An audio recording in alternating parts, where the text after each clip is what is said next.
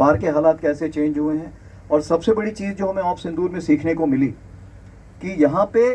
जो लड़ाई है वो सिर्फ फौज की लड़ाई नहीं है, यहाँ पे देश की लड़ाई है। और देश का मतलब यह होता है कि यहाँ का हर आम नागरिक से लेके हर यहाँ पे जो हमारे नुमाइंदे मेरे बाएं तरफ हैं, ये सारे उसमें शामिल, बीएसएफ पूरी अच्छी तरह से शामिल, इंटेलिजेंसी शामिल, पुलिस शामिल, जिसको भी आप बोलिए वो सब शामिल इस लड़ाई में लड़े।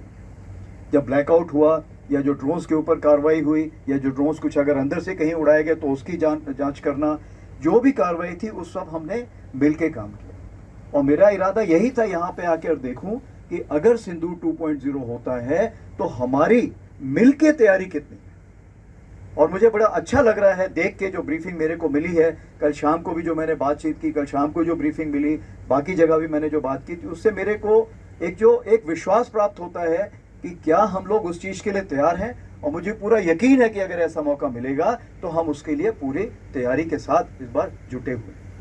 चाहे वो रिसाला की ज़रूरत हो, चाहे वो ट्रेनिंग की ज़रूरत हो, चाहे कमांड कंट्रोल की ज़रूरत। अब ये मौका हमें भगवान देगा, वाहेगुरु देगा, परवरदिगार देगा, वो तो मैं नहीं बोल सकता हूँ, लेकिन मैं यही बोल सकता हूँ कि अगर ये मौका जब भी मिलेगा तो आप उसमें बिल्कुल अच्छी तरह अच्छे नतीजे की तरफ बढ़ेंगे और नतीजा हमारे फेवर में होगा। तो उसके लिए आप लोगों ने रोज़ आपस में बातचीत करनी है, क्रॉस कनेक्शंस करने हैं, यानी सबने साथ में बैठना है, जैसे चौपाल में बैठते हैं, बैठो बातें करो, अगर ये होगा तो क्या कार्रवाई होगी, ये होगा तो कैसे होगा, कैसे हम एक दूसरे को सपोर्ट करेंगे, इसके बारे में हमेशा ध्यान रखना है। मैं आपको ये भी बताना चाहूँगा कि ऑप सिंदूर 1.0 जो हुआ था, इसके लिए रक्षा मंत्री जी ने स्पेशली मुझे बोला है कि जब मैं आप लोगों से मिलता हूँ तो मैं सबको बताऊँ, जो यहाँ के बाशिंदे हैं या जो यहाँ पे डिप्लॉयड हैं, उन सबको ये बताऊँ कि ऑप सिंदूर 1.0 की जो सक्सेस है उसका पूरा जो दायित्व है या उसका जो कहना चाहिए जो क्रेडिट है वो सब आप सबको जाता है। और इसीलिए अभी जब ऑप सिंदूर जब हमारा ये अभी 15 अगस्त हुआ था तो आपने देखा था लाल किले में ऑप सिंदूर का हमारा झंडा भी, फ्लैग जो कहते हैं, वो फ्लैग हेलीकॉप्टर के द्वारा लहराया गया था और पूरा उसको लेके वहाँ से मार्च पास किया गया था। तो ऑप सिंदूर एक हमारी ज़िंदगी से ऐसा जुड़ गया है कि वो हम जब तक रहेंगे तब तक हमारे साथ रहेगा। और सबसे बड़ी चीज़ ऑप सिंदूर का ये है कि जब भी कोई महिला, चाहे वो बहन हो, माँ हो, सिस्टर हो, बेटी हो, कोई भी हो, जब भी अपने माथे पे जब सिंदूर लगाती है तो हमेशा उस फौजी को या उस सोल्जर को, उस संतरी को, उस यूनिफॉर्म पर्सन को याद करती है जो सरहद पे और बाकी जगह पे देश की सेवा में हमेशा तत्पर है। तो ये एक जो रिश्ता कायम किया है ऑप सिंदूर ने, ये रिश्ता जिंदगी भर के लिए बन गया है। पहली बार ऐसा हुआ है कि पूरे देश में ऑपरेशन का नाम एक था, पहले अलग अलग नाम होते थे, लेकिन इस बार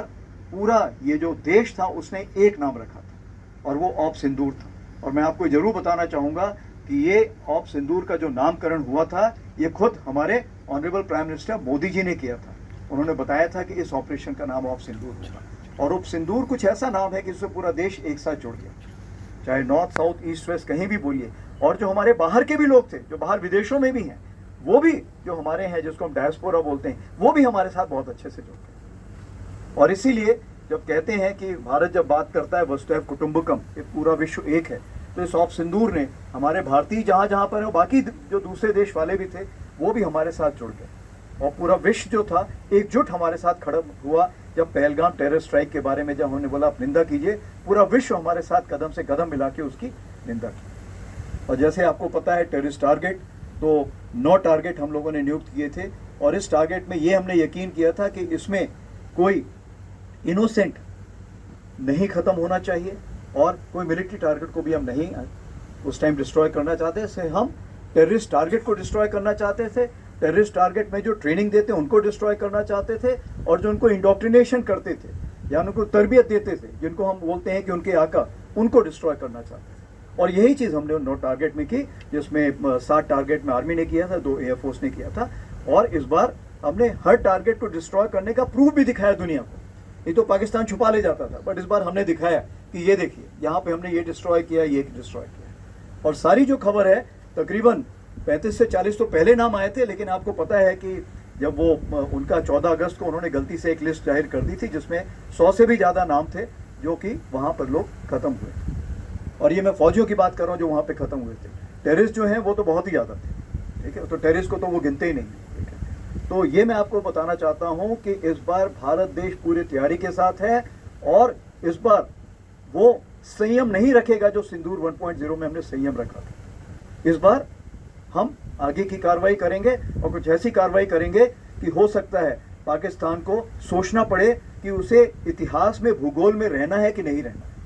अगर उसे भूगोल में अपनी जगह बनानी है तो उसके लिए उसे जो स्टेट स्पॉन्सर टेररिज्म जिसको हम बोलते हैं, यानी कि उसका देश जो टेररिज्म को स्पॉन्सर कर रहा है उसे रोकना पड़ेगा।